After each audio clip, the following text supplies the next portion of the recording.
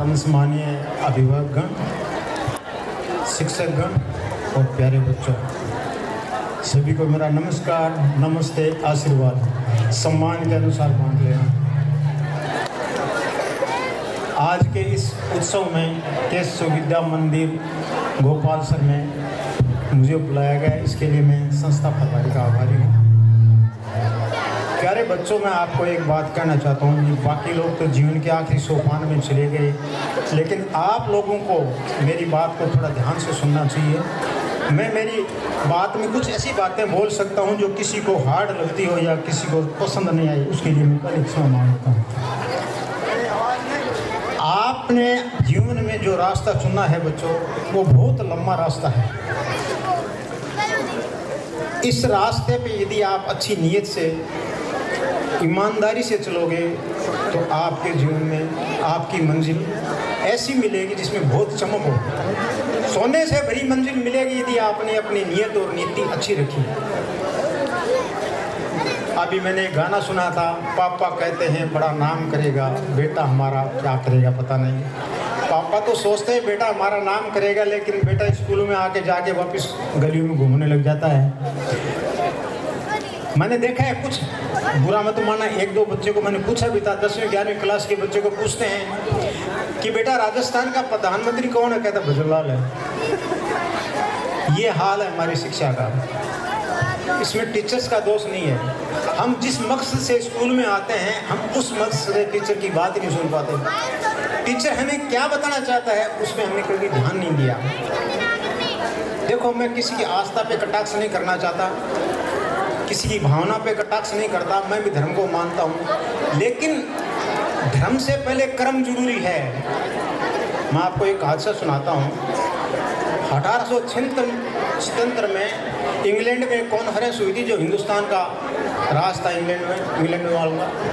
उस कॉन्फ्रेंस में ये सोचा था कि हिंदुस्तान में इतनी गरीबी बेकारी क्यों है। 1901 में एक हमारे बहुत बड़े स्वतंत्रता सेनानी थे, उन्होंने लिखा था अपनी किताब में कि भारत में गरीबी का कारण पढ़ाई की कमी है, अंग्रेज हैं। अंग्रेजों के कारण भारत में गरीबी है। अंग्रेजों को ये बात खटकी, उन्होंने एक कमीशन भेजा भारत में। उस कमीशन का जो अध्यक्ष था चार्ल्स बेथम, जो बहुत बड़ा अर्थशास्त्री था, उसने हिंदुस्तान का टूर किया और कलकत्ता में एक कॉन्फ्रेंस मंगाई, इकोनॉमिक रिवॉल्यूशन इन इंडिया।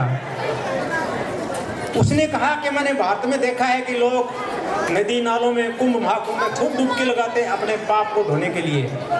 उसने कहा, रे मूर्खो, तुम्हारा पाप इस नदी में डुबकी लगाने से नहीं डूबेगा, तुम्हें तो किसी समुद्र में डुबकी लगानी चाहिए। लोगों ने सोचा, यार ये कौन से समुद्र में डुबो के मारेगा। तो लोगों ने पूछा कि किस तरह का समुद्र, तो उसने कहा शिक्षा रूपी समुद्र। आप शिक्षा में डुबकी लगाइए, आपके जीवन में उन्नति तभी आएगी।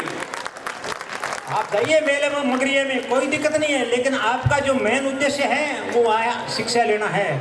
आप इसमें पछड़ गए तो जीवन में आखिर में अंधेरा ही है। मैं आपको मेरे जीवन की घटना बताता हूँ, आपको टाइम तो लगेगा। मैं जब आपकी उम्र में था तो मेरे को पहनने के लिए कपड़े नहीं थे। 7 दिन में एक बार नहाता था और राजस्थान में कह रही मेरे कपड़े में ढेरा पड़े रहता, हमारी माँ मारती, मैं चुप चुकी रहता हूँ, हल्दी ही। खाने को अनाज नहीं था, पहनने को चंपल नहीं थी, लेकिन मैंने कभी शिक्षा से समझौता नहीं किया। मैं पढ़ता रहा, रात दिन मेहनत की। 10वीं में राजस्थान का गोल्ड मेडलिस्ट था। मैंने पीएमटी दी, पीएमटी में 2 बार फेल हो गया। फिर मेरे बाप अनपढ़ आदमी थे, उन्होंने कहा नहीं लगे रहो बेटा। उसने कभी नहीं कहा कि तुम इसको खेत में भेजो। मैं लगा रहा और बाद में डॉक्टर बन गया। और आज मैं आपके सामने हूँ, ये मेहनत की बदौलत है, किसकी कृपा की बदौलत नहीं है। भाइयों, आपके सामने यहाँ 2 आदमी बैठे थे, मैं आपको उदाहरण, एक यहाँ डॉक्टर मिस्टर मोतीलाल जी सेठ बैठे थे। उसके पास इतना पैसा है कि आप 0-0 लगा के थक जाओगे, पैसे खत्म नहीं होंगे। ये उसकी मेहनत का परिणाम है। लेकिन मेहनत से केवल पैसे ही आते हैं ये जरूरी नहीं है। बिना पैसे भी आप मेहनत कर सकते हैं। बिना पैसे ही आप नाम इनाम पा सकते हैं, इज्जत पा सकते हैं। उसके पड़ोस में बैठे थे मिस्टर गिरधारी लाल मैया।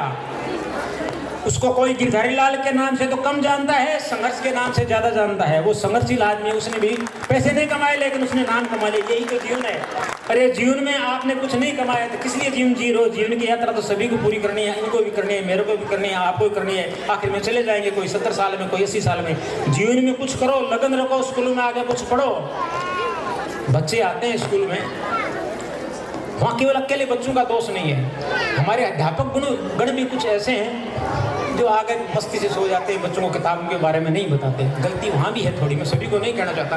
मैं आपको एक छोटा सा चुटकुला सुनाता हूँ, जो बीजेपी का जुमला सुना देता हूँ। एक बार बीकानेर के निदेशक ने कहा इंस्पेक्टर को, तू जा सुरसर की स्कूल में जाके और देख क्या स्कूल की क्या पोजीशन है, दोपहर को टाइम हो, 1:30 को मीनू हो, गर्मी पड़े, राबड़ी खा के गुरु जी सो गया, बोर्ड पर लिख दियो रामायण।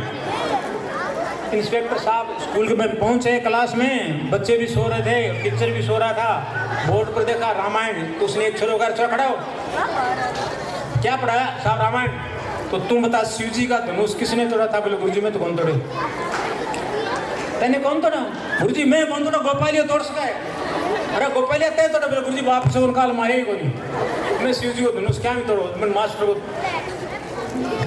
हाथ पकड़ के गए, गुरुजी यहाँ के पोजीशन है, कोई तो कहे मैं कौन तोड़ो, कोई कहे काल आयो को नहीं। वो मास्टर के गए गुरुजी वो गोपालियो नहीं, वो काल आयो तो नहीं, रात में आगे तोड़ सके, वो काम ही गोपालियो हुई है। अब इंस्पेक्टर साहब को तो मत हो खड़क के वो गए हेडमास्टर ने रामदास जी ने जाके बोले गुरुजी क्या बात है थारे स्कूल की, आप पोजीशन क्यों है? बोले इंस्पेक्टर साहब माफ करना, ये सभी ऐसे ही हैं, ऐसे गोपालिया ऐसा ये मास्टर है, मेरे छोरो सुधार वो काम करे और बना दे, टूट गए तो टूट गयो। अब इंस्पेक्टर साहब रोजियो जाके डायरेक्टर ने कहो, बोले साहब यह बात है, बोले तू यहाँ सुरसुर गए क्या मिल? बोले ने कहीं वो बदमाश गाँव में बैठे नहीं तो पटे नहीं कोई पढ़ावे, तो टूट के बढ़े आप गवर्नमेंट खाते में वो खरीद लिया। तो शिक्षा का हाल तो ये है भैया, ऐसे हालत नहीं होनी चाहिए।